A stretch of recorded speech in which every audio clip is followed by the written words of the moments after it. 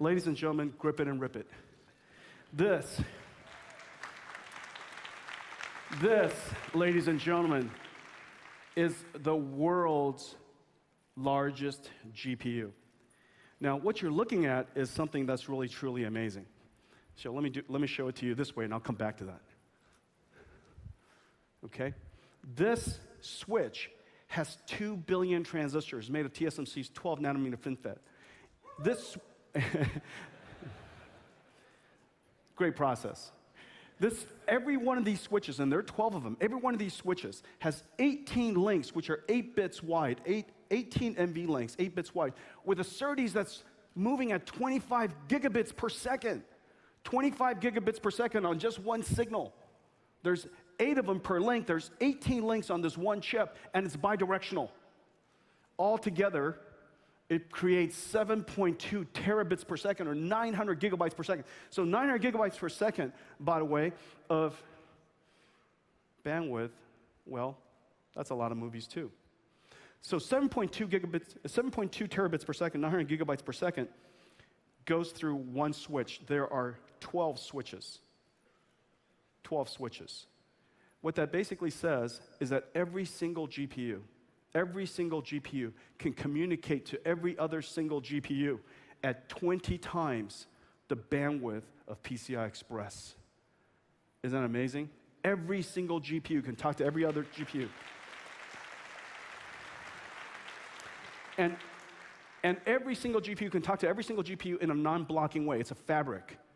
It's not a network, it's a switch. It's a non-blocking fabric switch with a memory semantics, memory programming model that's exactly the same as what's inside our chip. And therefore, all the reads and all the writes and all the atomics just works across this. The bandwidth and the performance and the latency of this switch is incredibly low.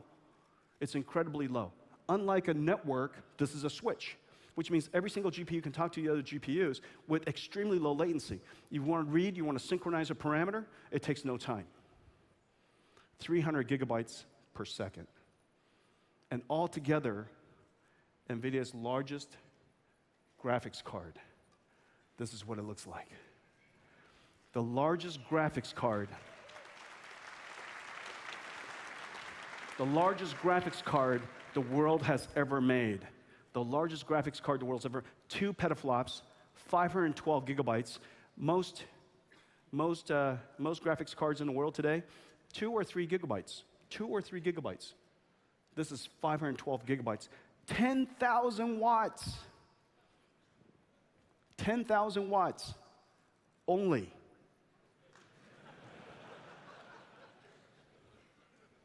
Only 10,000 watts. Only 10,000 watts. The amount of airflow is really quite amazing to cool it. And we designed this porous fabric in air intake in the front. It looks beautiful, but it's incredibly functional. Air comes traveling through it, flows through all of our chips. 10,000 watts of energy power is being thermal managed. 350 pounds. No human can lift it. No, 350 pounds. The first time I saw that, I was thinking, I could lift that. Didn't move.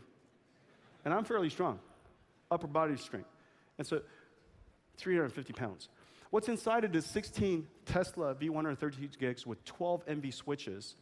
And it's got this incredible what's called a playing card. It basically has 200 times. It has 200 times the bandwidth of the highest speed NIC on the planet. So imagine it's like 200 NICs of connecting the top to the bottom, connecting the top GPU tray to the bottom GPU tray. Each NIC, call it $1,000, $2,000. Call it $1,000. $200,000 of NICs would be required to connect the top to the bottom.